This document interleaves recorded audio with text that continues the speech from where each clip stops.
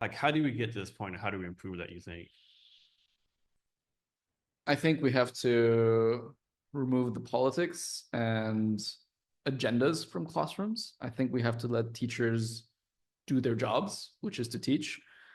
Like you said, I think most teachers would agree that probably 50% of their job is admin work, which is not what a teacher should be doing, really.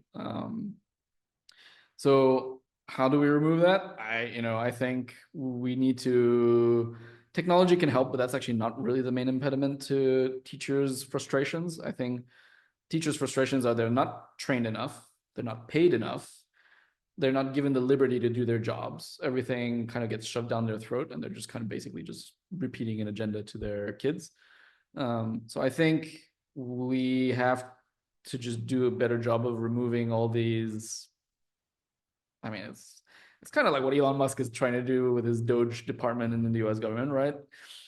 Whether you agree with his politics or not, I think generally cutting down on bureaucracy is generally a good thing. I don't think anybody in the world would say we need more bureaucracy. I love waiting in line for hours to get my paperwork done. No, we need good frameworks in place to make sure that there's no like there still needs to be some, I guess, controls in place. Obviously, it shouldn't be a free for all, but as far as education is concerned, many real teachers have already been certified. They know how to teach.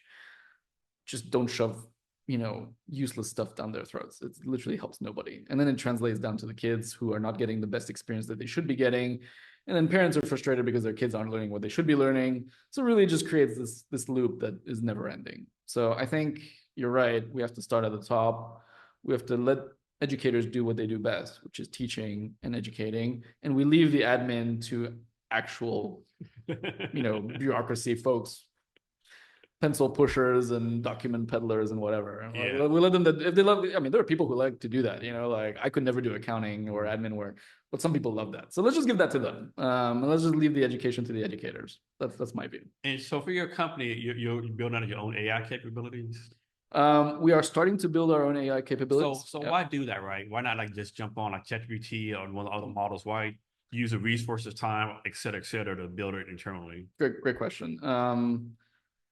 So there's two main reasons for that. Well, actually, to be perfectly transparent, actually we did use OpenAI's AI technology in the beginning, but we mainly used that as a proof of concept, just to validate that what we were building made sense.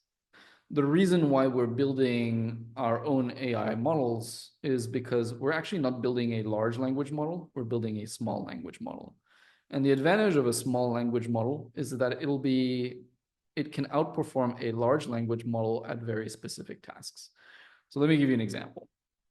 Today, if you use ChatGPT, for example, to do a sales role play, it can do it in a very generic way. But what we are building using a small language model will be cheaper and a lot more specialized and a lot more accurate in the way that it will be able to give feedback or help the learner to do whatever it is that they need to do.